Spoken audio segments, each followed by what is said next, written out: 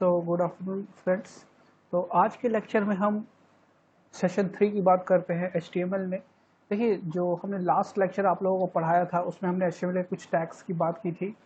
तो उन टैग्स में हमने जो सीखा था वो हमने बेसिक HTML कैसे बनता है, कैसे उसका स्ट्रक्चर बनता है, कुछ एम्प्टी और कंटेनर टैग्स की बात की थी। तो आज हम कुछ दूसरे टैग्स की बात करेंगे HTML में, ठीक है। तो चलते हैं, स्टार्ट करते हैं अपना लेक्चर। तो सबसे पहले हमें अपना VS कोड ओपन करना है। VS कोड ओपन कर लीजिए अपना। VS कोड ओपन करने के बाद आपको यहाँ पे एक नई फाइल बनानी है, न्यू फाइल, सेव एज, इसको सेव कर लीजिए। सेशन 3.html से सेव कर लीजिए, सेशन 3.html से सेव कर लीजिए, सेव कर लीजिए, ठीक है। और जैसे आपने सेव किया तो आपके सामने ये फाइल बन के आ जाएगी। हमने ये फाइल कहाँ पे सेव की है आप लोगों को हमने बताया था, हम यूट्यूब का एक फोल्डर बना रखा है हमने, और उसके अंदर हमने ये सेशन 1, 2, 3 करके सेव कर रखा है। तो थर्ड वाला सेशन हमने आज स्टार्ट किया है। तो इससे पहले हमने जो भी टैग्स किए थे अब उसके आगे कंटिन्यू करते हैं। तो हम सबसे पहले हमें मालूम है कि हमें HTML लिखने के लिए HTML टैग्स को ये स्टार्ट करना होगा। हेड टैग, हेड टैग के बीच में हमारा आता है टाइटल टैग, और टाइटल टैग में हमने टाइटल दे दिया अपने पेज का, जैसे हमने लिख दिया मोर HTML टैग्स। तो अपना टाइटल दे देते, यहाँ पे हम टाइटल देते हैं मोर HTML टैग्स, और यहाँ जाते हैं हम अपने बॉडी स्टार्ट करते हैं। आप लोग मेरे प्रीवियस लेक्चर्स जरूर देखिएगा अगर आप लोग न्यू है इस चैनल पे। तो अगर आपने प्रीवियस लेक्चर्स नहीं देखे हैं, अगर आपको HTML का बेसिक्स जानना है तो आप प्रीवियस लेक्चर्स जरूर देखिएगा। तो यहाँ पे टाइटल हमने दिया है मोर HTML टैग्स। उसके बाद हमने यहाँ पे बॉडी डिफाइन किया। बॉडी के अंदर हम आज बात करने वाले पहले heading tags. Heading tags basically HTML में क्या डिफाइन करते हैं, हेडिंग। जैसे आप जो देख रहे हो सेशन 3.html जो लिखा हुआ है, ये क्या है, एक हेडिंग है इस पूरे पेज की। तो हम यहाँ पे हम HTML में हेडिंग टैग्स को डिफाइन कर सकते हैं जो H1 से लेके H6 तक होते हैं, H1 से लेके H6 तक होते हैं। मैंने यहाँ पे लिखा है heading H1, H2, heading H2, H3, heading H3, H4, heading H4, H5, heading H5, and जो लास्ट हेडिंग है हमारे पास उसका वो हेडिंग है हमारी H6। तो हेडिंग H6। तो ये जो हमने हेडिंग डिफाइन की H1, H2, H3, H4, H5, H6, ये हेडिंग्स क्या करती हैं जब हम इसको रन कराते हैं तो आपको दिखाते हैं। ये सेशन 3.html को हमने रन कराया है।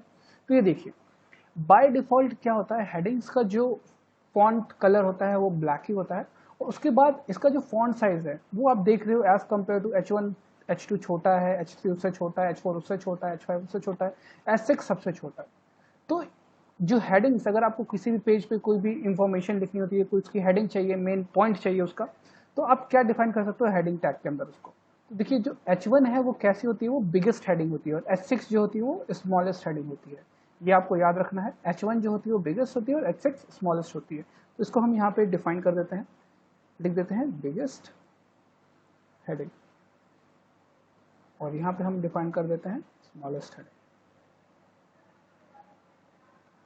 स्मॉलेस्ट हेडिंग, ठीक है। ये क्या होता है ये अभी हम अगले लाइन में समझाते हैं। इसको हम बोलते हैं कमेंट। क्या बोलते हैं, कमेंट। देखिए ऐसे हम यहाँ पे डिफाइन करते हैं कमेंट्स को, इसको हम बोलते हैं कमेंट। कमेंट्स बेसिकली होते क्या हैं, कमेंट्स बेसिकली अगर आप देखोगे, जब मैं पेज को आपको रन करा देता हूँ तो आप देखोगे कि ये कहीं पे आपको पेज पे नजर नहीं आएगा। स्मॉलेस्ट और ये जो कमेंट लिखा हुआ है कहीं पे भी पेज पे आपको नजर नहीं आएगा। क्यों नजर नहीं आ रहा है आपको, बिकॉज ये जो कमेंट वाला जो सेक्शन होता है, जो भी इस ब्रैकेट के अंदर ये जो ब्रेसेस जो लगे हुए हैं इनके अंदर जो भी डेटा लिखा जाता है उसको आपका HTML रीड ही नहीं करता है, वो ब्राउजर्स पे प्रिंट ही नहीं होता है। तो कमेंट्स जो होते हैं अगर आपको उसको डिफाइन करना हो तो if we want to skip any part of the code we use comment। अगर हमें किसी कोड का कुछ पार्ट नहीं रन कराना है, चाहे HTML का कोई पार्ट रन नहीं कराना है, तो हम क्या यूज़ करते हैं उसके लिए, कमेंट। जैसे हम मान लीजिए हम H3 नहीं प्रिंट कराना चाहते, तो इसके चारों तरफ हम क्या लगा देंगे, कमेंट। यहाँ पे स्टार्ट किया हमने और यहाँ पे क्लोज कर दिया। अब देखिएगा H3 वाला जो इन्फॉर्मेशन है वो प्रिंट नहीं होगा स्क्रीन पे। देखिए, ये देखिए H3 गायब हो गया। क्यों? क्योंकि इसको इसने स्किप कर दिया। तो H3 क्या करता है, उस पार्ट ऑफ द कोड को स्किप कर देता है। तो H3 को हम नहीं लिखते हैं, हम कमेंट जब लगाते हैं तो उस चीज को वो स्किप कर देता है। उसके बाद जो दूसरा पार्ट है उस ये कमेंट जो है वो क्या करता है आपके, अगर हम बात करें तो comment can be used to place information. किस चीज के लिए यूज होता है, इंफॉर्मेशन को रखने के लिए। जैसे कि अगर मान लीजिए आपको कोई कुछ इंपॉर्टेंट पार्ट रखना है कोड का और आप उसको एक्सप्लेन करना चाहते हो, जैसे मैंने यहाँ पे एक्सप्लेनेशन लिखा है कि ये जो H1 है वो बिगेस्ट हेडिंग है, तो ये क्या है, एक एक्सप्लेनेशन है।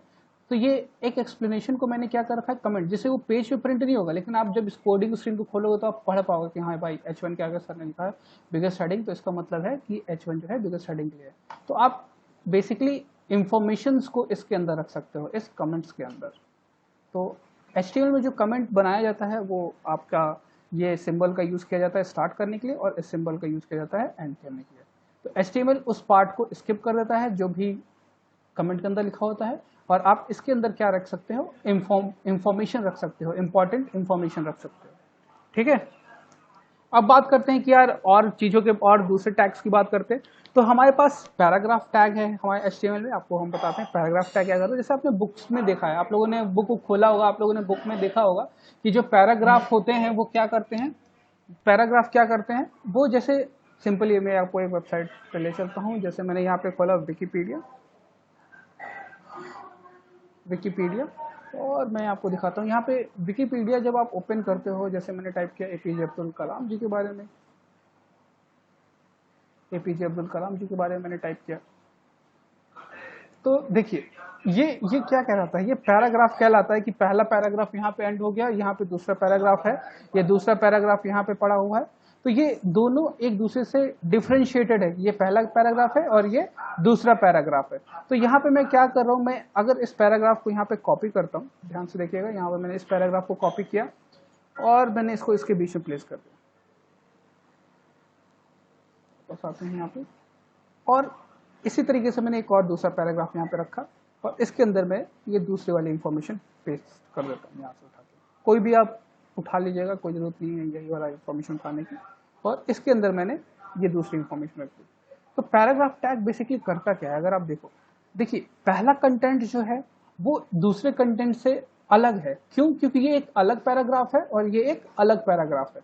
तो पैराग्राफ टैग का यूज जब भी आप कोई भी पैराग्राफ लिख रहे हो, आप कई बड़ी इंफॉर्मेशन लिख रहे हो, तो आपकी कंटेंट को प्रॉपरली अलाइन करने में हेल्प करता है, प्लस प्रॉपरली आप उन दोनों को डिफरेंशिएट कर सकते हो पैराग्राफिकल फॉर्म में। तो ये है फायदा आपके पैराग्राफ टैग का। ठीक है, उसके बाद हम बात करते हैं एब्रीविएशन टैग का। आपको एक चीज हमने यहाँ पे बताई नहीं, वो भी बता देते हैं। देखिए जो H1 है, ये H1 H2 H3 कहीं हमने BR नहीं लगाया, ये ऑटोमेटिकली नेक्स्ट लाइन में चला जा रहा है। क्यों? क्योंकि H1 की प्रॉपर्टी ये भी होती है कि वो कंटेंट को बोल्ड करता है, प्लस वो साथ में कंटेंट को नेक्स्ट लाइन में भी भेज देता है। जो उसके बाद जो कंटेंट आएगा वो हमेशा नेक्स्ट लाइन से स्टार्ट होगा। तो ये देखिए automatically H2 H3 H4 H5 H6 next line में अलाइन होते जा रहे हैं। ठीक है, तो वापस आते हैं यहाँ पे, और यहाँ पे हम बात करते हैं आप अगले टैग के, जिसका नाम है एब्रीविएशन। एब्रीविएशंस क्या होते हैं? जैसे अगर मान लीजिए मैं बोलूँ एब्रीविएशन, जैसे हम लिखते हैं दैट इज को कैसे हम डिनोट करते हैं, इस तरीके से ना, और इसको हम बोलते हैं दैट इज, यही होता ना, ये एक एब्रीविएशन है। किसका है? दैट इज का एब्रीविएशन है। ठीक है, दैट इज का एब्रीविएशन। ठीक है, तो हम एब्रीविएशन टैग का भी यूज कर सकते हैं।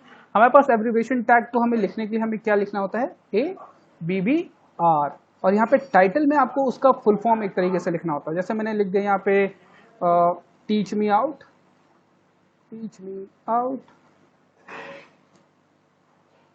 और यहाँ पे मैंने लिख दिया TMO, टीच मी आउट, और देखिए मैंने यहाँ पे रिफ्रेश किया, ये देखिए ये अगर आप नीचे देख पा रहे हो, ये टीच मी आउट लिख के आ रहा है। ये देखिए जब मैं इस पर कर्सर रखता हूँ तो थोड़ा सा नीचे किया जाए, देखिए मैं जब इस पर कर्सर रखता हूँ तो ये देखिए क्या लिख के आ रहा है, टीच मी आउट। आप अगर देख रहे हो मैं जब इस पर कर्सर रख रहा हूँ तो क्या लिख के आ रहा है, टीच मी आउट।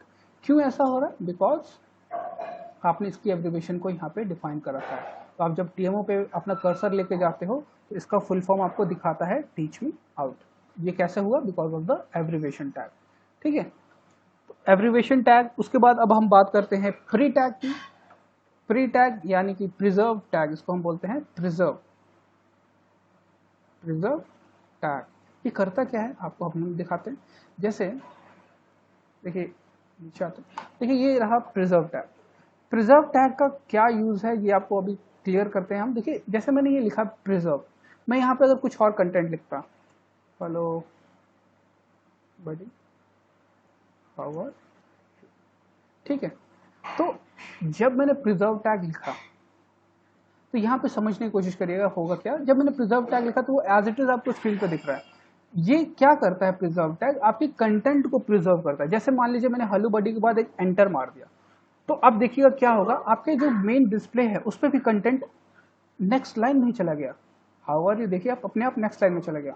लेकिन अगर आपने प्रिजर्व टैग नहीं लिखा होता, अगर ये प्रिजर्व टैग मौजूद नहीं होता, तो क्या होता, आपका जो कंटेंट है दोनों एक ही लाइन में होता, क्योंकि ये कंटेंट को प्रिजर्व नहीं करता है। देखिए अब ये प्रिजर्व नहीं हो रहा है। ठीक है, आपने जब यहाँ पे प्रिजर्व टैग लगाया तो वो ऑटोमेटिकली प्रिजर्व को फॉलो करता है। प्रिजर्व टैग क्या करता है, आपके कंटेंट को जैसा आपने लिखा है वैसा ही आपको रिप्रेजेंट करता है। तो देखिए जैसे मैंने यहाँ पे जैसा लिखा था, यहाँ बड़ी के बाद मैंने एक एंटर मार दिया था, तो उसने ऑटोमेटिकली उस कंटेंट को एंटर मार के नई लाइन में भेज दिया। आपको बिहार की जरूरत नहीं पड़ी इसके लिए।